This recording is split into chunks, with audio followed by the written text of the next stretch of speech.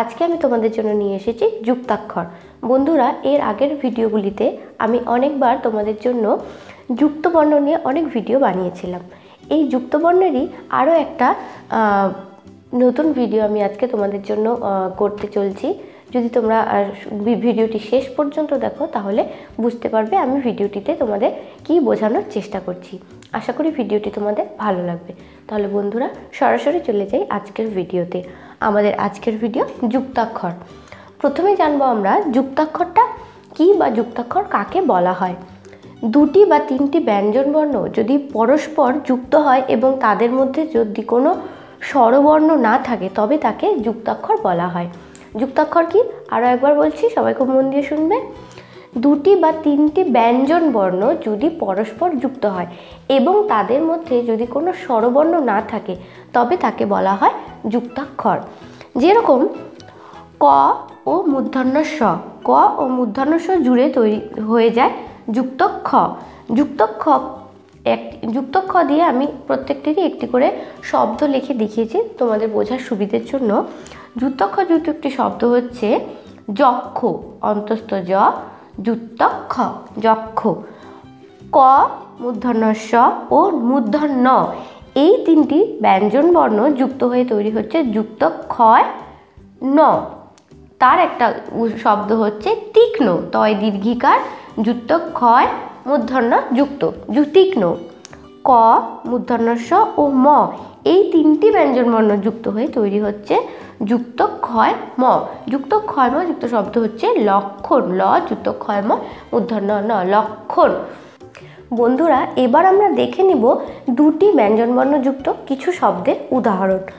প্রথম শব্দ যেরকম ত সাথে ত, তয়ের সাথে ত যুক্ত হয়ে তৈরি হচ্ছে তয় ত। তয় তয় যুক্ত শব্দের উদাহরণ একটা সত্তা, দন্তের স, তয় তয় আকার, সত্তা। ম যোগ প, ময়ের সাথে প যুক্ত হয়ে তৈরি হচ্ছে ময় প। ময় প যুক্ত শব্দ হচ্ছে ঝ ময় প, ঝম্প। পরের শব্দ ক যোগ দন্তস্ব, কয়ের সাথে দন্তস্ব যুক্ত হয়ে তৈরি হচ্ছে কয়স। কয়সয় যুক্ত একটি শব্দের উদাহরণ বয়াকার, কয়স, বাক্স। পরের শব্দ বর্গীয় জ যোগ ইয়, বর্গীয় জয়ের সাথে ইয় যুক্ত হয়ে তৈরি হচ্ছে ইয় বর্গের জ, যেটা যুক্ত একটি শব্দ হচ্ছে যজ্ঞ, অন্তস্থ জ, ইয়র সাথে বর্গজ যুক্ত শব্দ।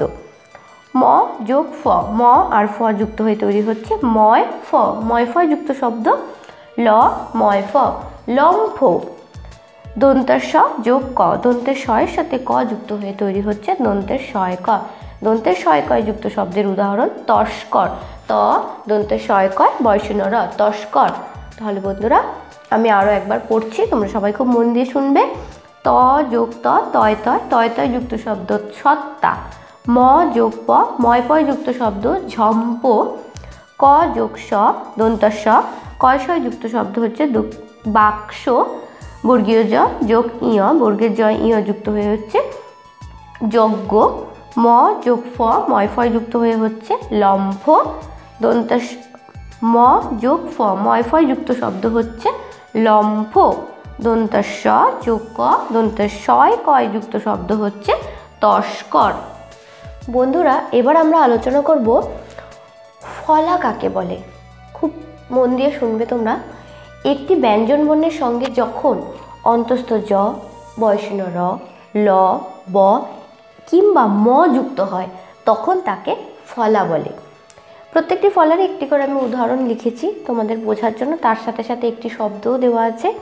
তাহলে আবার বলছি, একটি ব্যঞ্জনবর্ণের সঙ্গে যখন অন্তস্থ জ, বয়সূন্য র, ল, ব এবং কিংবা ম যুক্ত হয় তখন তাকে ফলা বলে। যেরকম কয়ের সাথে অন্তস্থ জ যুক্ত হলে যেটা হচ্ছে সেটাকে বলা হয় কয় জফলা। কয় জফলা দিয়ে একটি শব্দ হচ্ছে ওই কয় জফলা, ঐক্য। গয়ের সাথে বয়সূন্য র যুক্ত হয়ে তৈরি হচ্ছে গয় রফলা, যেরকম গয় রফলা আকার আর ম গ্রাম। কয়ের সাথে ল যুক্ত হয়ে তৈরি হচ্ছে কয়ল, শুক্লা, তালিবর শয় রস্যু, কয়লয় আকার, শুক্লা। কয়ের সাথে ব যুক্ত হয়ে তৈরি হচ্ছে কয় ব, কয় বয় যুক্ত শব্দ পক্ক, প কয় বফলা পক্ক। গয়ের সাথে মফলা মানে ম যুক্ত হয়ে তৈরি হচ্ছে গয় ম, বয় আকার গয়ময় দীর্ঘী বাগ্মী। বন্ধুরা আমি আরও একবার পড়ছি, তোমরা কিন্তু খুব ভালো করে শুনবে। কয়ের সাথে অন্তস্থ জ যুক্ত হয়ে কয় জফলা ঐক্য। গয়ের সাথে বয়সূন্য র যুক্ত হয়ে গয় রফলা হচ্ছে গয় রফলা আকার আর ম গ্রাম। কয়ের সাথে ল যুক্ত হয়ে কয় ল মানে কয় লফলা তৈরি হচ্ছে, লফলা দিয়ে তো শব্দ হচ্ছে শুক্লা। কয়ের সাথে বফলা যুক্ত হয়ে তৈরি হচ্ছে কয় ব পক্ক। গয়ের সাথে ম যুক্ত হয়ে তৈরি হচ্ছে গয়ময় যুক্ত একটি শব্দ হচ্ছে বাগ্মী। বন্ধুরা এবার আমরা আলোচনা করব যুক্তাক্ষরে র এর ব্যবহার। র কোনো ব্যঞ্জন বর্ণের পরে বসলে সেটা হয় রয় ফলা, যেমন গয় রফলা আকার আর ম গ্রাম। কিন্তু ঠিক একইভাবে র যখন কোনো ব্যঞ্জন বর্ণের আগে বসে তাহলে তার রেফ হয়। র রেফে হয়ে, রেফ মানে এই যে রেফের চিহ্ন হয়ে পরের যে ব্যঞ্জন বর্ণটা তার মাথায় বসে। আমি দুটো উদাহরণ দেখিয়েছি। র যোগ অন্তস্থ জ, অন্তস্থ জয় রেফ সূর্য। র কিন্তু অন্তস্থ জয়ের আগে আছে, অন্তস্থ জয়ের আগে আছে, তাই জয় রেফ হিসাবে যুক্ত হয়েছে। এবং এই অন্তস্থ জয় রেফ যুক্ত একটি শব্দ হচ্ছে সূর্য। সূর্য রয়ের উচ্চারণটা কিন্তু আগে আসছে, তাই রেফ হয়ে অন্তস্থ জর মাথায় বয়সূন্য র রেফটা এখানে বসেছে। র যোগ মূর্ধন্যয় রেফ পূর্ণ, পয় দীর্ঘ মূর্ধন্যয় রেফ, পয় দীর্ঘ মূর্ধন্যয় রেফ পূর্ণ। উচ্চারণে বুঝতে হবে পূর্ণ, রয়ের উচ্চারণ কিন্তু আগে। সূর্য কিন্তু রফলার ক্ষেত্রে কিন্তু গ্রাম, গয় রফলা আকার ম গ্রাম, রয় উচ্চারণটা পরে। তাহলে বন্ধুরা আশা করি বোঝাতে পারলাম আমি তোমাদেরকে বয়সূন্যরা আগে এবং পরে কোথায় কিভাবে যুক্তবর্ণে বসলে কখন রেফ হবে আর কখন জফলা হবে। বন্ধুরা এবার আমরা আলোচনা করব তিনটি ব্যঞ্জনবর্ণ দিয়ে যে সমস্ত যুক্তাক্ষর হয় তাদের সামান্য কিছু উদাহরণ। তাহলে বন্ধুরা ক যোগ মূর্ধন্য ষ যোগ ম, ক মূর্ধন্য ষ এবং ম এই তিনটি ব্যঞ্জনবর্ণ যুক্ত হয়ে হচ্ছে যুক্তক্ষয় ম, যুক্তক্ষয়ময় যুক্ত শব্দ লক্ষণ। বর্গীয় জ ব মানে বর্গীয় জয়ের সাথে বর্গীয় জ এবং ব এই তিনটি ব্যঞ্জনবর্ণ যুক্ত হয়ে তৈরি হচ্ছে বর্গীয় জয় বফলা। উদাহরণ উজ্জ্বল। উম ক মূর্ধন্য ষ, উমার সাথে ক এবং মূর্ধন্য ষ এই তিনটি ব্যঞ্জনবর্ণ যুক্ত হয়ে তৈরি হচ্ছে যুক্ত খ। উদাহরণ আকাঙ্ক্ষা। পরের শব্দ দন্ত স, ত এবং বয়সীন র এই তিনটি যুক্তবর্ণ যুক্ত হয়ে তৈরি হচ্ছে তয় বফলা। তয় বফলা যুক্ত শব্দ ম হ, তয় বফলা মহত্ব। দন্ত ন, দ এবং বয়সীন র এই তিনটি যুক্তবর্ণ যুক্ত হয়ে তৈরি হচ্ছে দন্ত নয় দয় রফলা। উদাহরণ দেবেন্দ্র।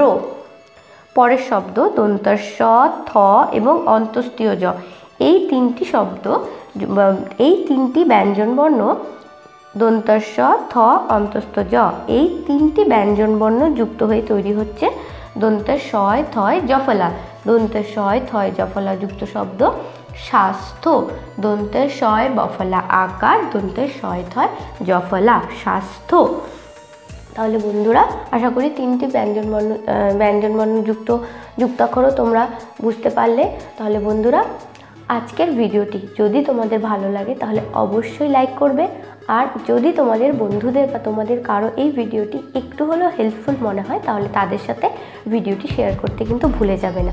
আর অবশ্যই সাবস্ক্রাইব করতে হবে আমাদের চ্যানেলটিকে নতুন ভিডিওর জন্য। আর হ্যাঁ, বেল আইকনটি প্রেস করতে হবে নোটিফিকেশনের জন্য, কারণ কোনো ভিডিও যেন তোমরা মিস না করো। বন্ধুরা বিপরীত শব্দ শুধুমাত্র যে শেখার জন্য বিপরীত শব্দ আমরা পড়বো সেটা কিন্তু নয়। আজকের বিষয় বাক্য গঠন। বাংলা সাহিত্যের যেই সমস্ত কবিরা ছদ্মনাম ব্যবহার করতেন সেই সমস্ত কবিদের নাম। বন্ধুরা আমাদের আজকের গল্পের নাম হচ্ছে বাদুড় ও জেলেরা।